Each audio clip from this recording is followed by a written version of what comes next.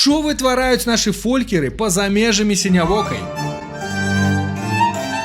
З іх падачы беларускую нацыянальную музыку пачалі граць аўстралійцы, бразільцы. Адна з удзельніц шматабяцальнага неакласік фольк-дуэта «Ралля» выступае ў Літве ў складзе новага трэа «Капэла Котра».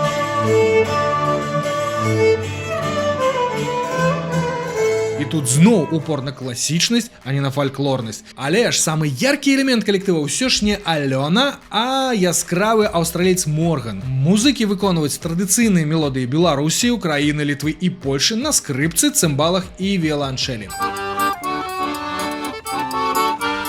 Другі ролік ад маладога хлопца Алана Арэф'ева. Зараз ён таксама ў Аўстраліі, але дагэтуль был у Бразіліі, дзе тусаваўся, псаваў мясцовых спявачак